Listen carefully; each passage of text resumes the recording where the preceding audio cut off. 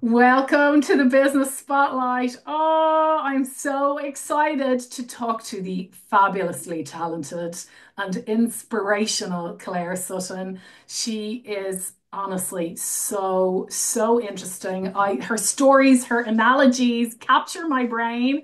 And isn't that good? Because she is a mindset coach for business owners. So welcome, Claire. I'm so delighted to have you on the Business Spotlight. Oh, thank you so much, Elaine. What a wonderful introduction. Yeah, I'm so happy to be here with you today.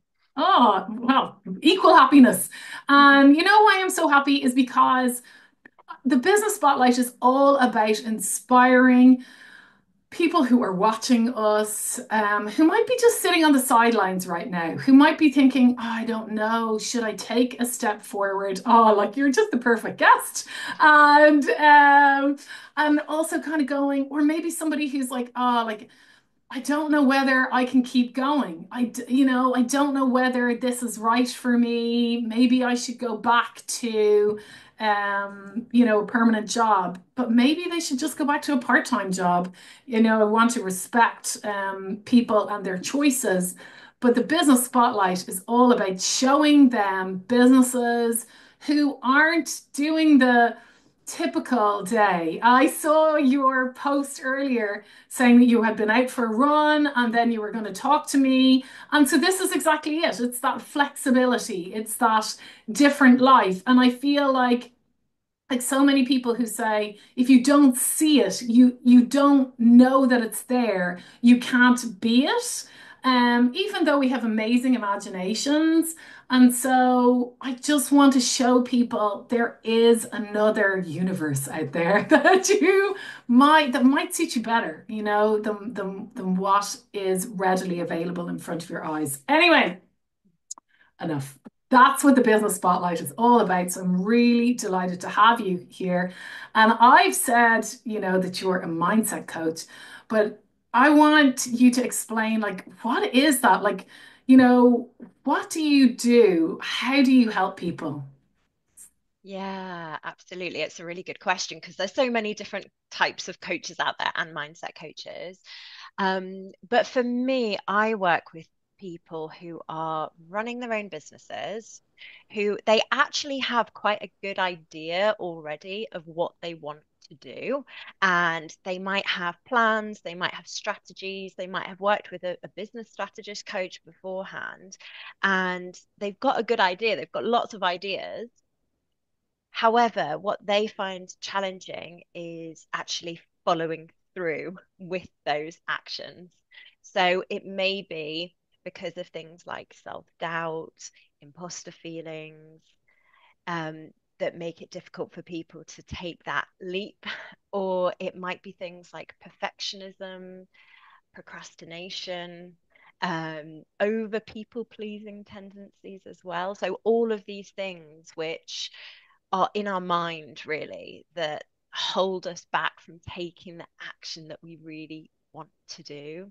So that is very much what I support my clients with, is how we can change the relationship that we have with our mind so that it's supporting us and that we're working with it instead of trying to battle against it all the time, so that we can continue to take the action that is courageous, that does feel scary, and do it in a consistent way as well. Oh, brilliant. And tell me, I mean, for people who are exposed to coaching, that makes complete sense. And all of what you just said makes complete sense. But some people watching may not actually have ever heard of a mindset coach outside maybe sport. So, like, why did you start your business? Yeah, that's a great question because it was about 2.5 years ago, or just over, nearly 3 years ago. I was in full-time employment. I've been working in the charity sector for many years. I did have a great job. However, at that point, I wasn't feeling like I was using my skills to the best advantage in that role and making the most impact that I really wanted to make. And at that point, I didn't actually know what coaching was myself either. And I happened to take just a short 2 day workshop on coaching skills. And it was like one of those light bulb moments where I discovered what it was and was like, this is for me. This is how I can make real impact. And so at that point, I didn't actually think about starting my own business or becoming self-employed. Like, none of my friends or family were in that world. So it was just completely different to me. Um, but as I started doing my training, yeah, I decided I wanted to do my training and just learn the skill, and then whatever happened with that happened. But as I was doing my training, I had to find clients to work with to practice. So I set up, my insurance, I set up my website, I started posting on LinkedIn to try and find clients. And then I was like, oh, I've kind of set up the beginnings of a business here. And so people, kept working with me, and I was working with quite a broad range of people. And that's really how it started, in quite an organic way. And I was like, well, this is great. And I had a taste of that freedom and that autonomy that being self-employed offers you. And I kind of just run with it since then. Yeah. And that's so interesting what you just said, because I'd love to hear more about that because it sounds like your client might have evolved. What type of client, do you work, or even business do you work with? Yeah, that's right. It has evolved because initially I wanted to work with a really broad range of people with lots of different kind of challenges. So I worked quite broadly. However, what I was finding there, as started to network and started to meet other business women, I was getting a lot more clients through who were predominantly women who were running their own businesses, who were feeling challenged around issues of confidence, perfectionism, all of those things that I mentioned. And that really resonated with me as well, because it's something that I've had to work on a huge amount myself over the years, and in this journey myself of setting up my business for the first time. So um, it kind of organically kind of happened, where yeah, I realized that those were the clients that I really loved to work with and that I could really help and support as well. But I did go through a process which was really helpful, of doing a lot of market research, and speaking to lots of clients, past clients, potential future clients, to really dig down into finding out what are the main challenges that people are stuck with, and where is my place to slot into those, and be the kind of catalyst to unlock those challenges. Yeah, and I don't know about you, but I find that really helps. It is counterintuitive. It's so interesting what you just said, because you said like initially I thought I wanted to work with everybody, and that is what a lot of people think, because they think, oh, if I work with everybody, I can help lots of people. But ironically, the more broad you keep your offer, the less people think it's actually for them, which is so counterintuitive, because as business people, quite often what we think is, well, if I say it's for this problem, then will I get enough clients? But actually, I bet your business has grown the more you have said, well, actually, I'm a mindset coach for businesses, and I especially like working with this type of person. Yeah, that's absolutely right. Like for me, it's really changed things actually. And what I found that was helpful was, somebody described it as, it's like you're a big house and you've got all of these different rooms, and you can do all kinds of different things and all kinds of different offers and services. But if somebody doesn't have a clear front door, they can't access it. So that was what really changed it for me, was thinking, okay, well, I know I've got a lot of, I can work with a lot of different people around a lot of different subjects, but I've got to put my best foot forwards with the front door to help people come into that space, into that world. But it's also really, I think, given me more confidence in being specific in what I'm talking about. And I think that comes across in terms of my content. It just makes everything easier when I'm at networking meetings, when I'm thinking of my content, my messaging, the stories that I want to be sharing. They just resonate at a deeper level, I think, because they are that bit more specific for Yeah. people to kind of latch onto. Well, I love your analogies. And there's yet another one, the front door. I love it. Oh, I'm like, there's another clear analogy. Like, oh my goodness. Like, and I wish I had time to tell all the other ones, but honestly, they're so good. Like, I love that about you. I love that you take complexity and distill it down to something that people then can imagine. I find it's really, really helpful because as I'm sure you've heard me bang on about a million times. People don't actually have good imaginations unless you like literally trigger it and give them like a path to follow so that they can go, oh, ooh, and they fire it up, you know? So, yeah.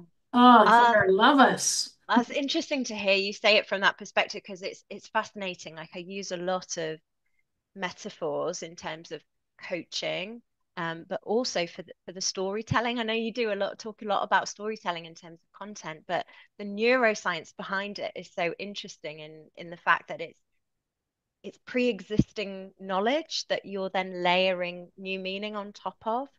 So, it's latching on a new idea onto an old idea so that it kind of resonates at a deeper level. I could talk more about that, but I won't. But yeah, Ah, no, that is it's fascinating. fascinating. And like both of us use it for different reasons, you know, but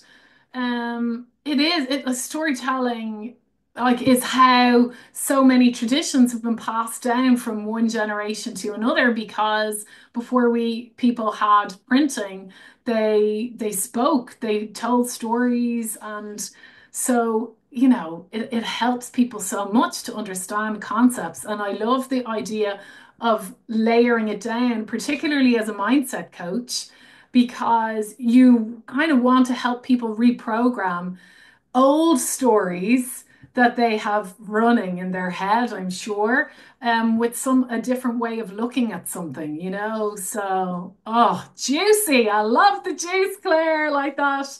It's so good. It's so good. Um, what part of your business do you enjoy the most? Oh, that is a difficult question to answer because I really like a range of things. So if I had to choose, it would absolutely be my like working one-to-one with clients because that is just where the most powerful stuff happens is one-to-one in those conversations. So that is absolutely my favorite part. And I think I realize when I notice just time just like passes. And when you're in flow, and if you've got something like that in your business where you're like, you don't even notice the time passing, it just feels so effortless. So, yeah, that's hugely, hugely rewarding is seeing the growth and working one to one with clients. I also love delivering live masterclasses as well, which I've done before, because then you have a whole kind of host of people in the space with you. And there is something about, I feel, in terms of mindset and business, that it can feel very isolating and alone and feel like, oh, I'm the only one feeling like this. I'm the only one who feels like an imposter. But in those live masterclasses, because there's so many of us all together and saying, oh, no, actually, I feel like that too. I feel like that too. It's it's very kind of liberating and supportive to realize that actually it's just a shared human experiencing that human experience that we're all having. It's not anything that's wrong with us, or that we're alone in that. So the communal element of those are really lovely as well.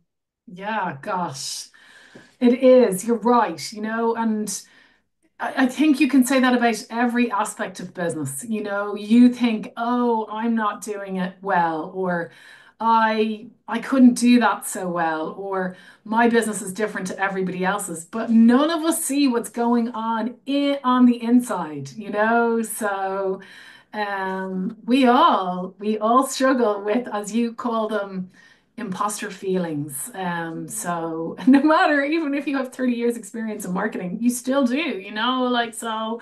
Yeah, absolutely, because you're human and they're a part of, our neuroscience and evolution. So we're not getting rid of them, when we're doing hard and scary and courageous things, they're always going to show up. So, I still get imposter feelings and thoughts a lot of the time, but I no longer let it control what I'm actually doing anymore. So Yeah. I think Oh, that's the difference. brilliant. Um, okay, I love that where you are in your journey. So I know, the business spotlight speaks to different types of business owners. Some who are at the beginning of their journey, some who have been in business a while, but might be going, oh God, things have changed so much, and they have, that it's not working anymore. But that's not true. It might be a bit more competitive out there, but there's always an opportunity to pivot, adjust, and keep going. And so I love talking to different types of businesses, and I love that you are pretty much at the beginning of your journey, even though it might not feel like it. Um, so what advice would you give to a new business or a business who needs to make a change because you have changed, you're offering a little bit, to increase their visibility? Like what worked for you so Mm, far? mm. Yeah. That's a big question. I think, as you mentioned there, that idea of flexibility is really important. Having a really clear idea of what it is that's driving you to do your business and the work that you're doing, and using that really as like a compass point, to use another analogy, using that really as your kind of compass point, because the journey to get there can look very different, but that compass point will guide you at each step. So, I think it's challenging when we assume it's going to look one way or the path is going to look a certain way, and we're very determined on that path because maybe other people have done it that way, or we think we should do it that way. But when we realize, okay, well, actually, in order to get to my goal, what's important to me, the journey might look quite different, but that's okay. You're still heading in the same direction. So I think, yeah, really focusing on what is it about your business that's important to you? Is it about, financial security? Is it about freedom? Is it about helping people specifically with the work that you're offering? And what other ways are there to achieve those same goals? And to be flexible to the journey, because the journeys always change, right? There's always road diversions and bumps along the way. So just accepting the nature of the ups and downs and turns and twists in the road, I think is really helpful. Yeah. And what like so to kind of build on that, you know, like what advice did you receive? Like I love the front door one. Mm. What other advice did you receive that really resonated with you and you were like, "Oh, that's great." One thing that I bear in mind still, because I think for people might resonate with this, but in moving into your business and taking up space as like an expert, or like, who am I to be offering my support to other people? Shouldn't I have that another qualification, or I can't do this until I've done that extra training, or whatever it may be. And that can really hold you back, and particularly, for me, those kind of thoughts and feelings have definitely held me back in the past. But somebody described it to me like, look, as long as you are a few steps ahead of somebody else along that journey and you have value to provide, you can help them along. You don't have to be at your like necessarily your endpoint or what you perceive as expert level, but you still have something hugely valuable to give and to share with others. And to really use what you already have. You already have such skills, such wisdom, such experience that nobody else has apart from you.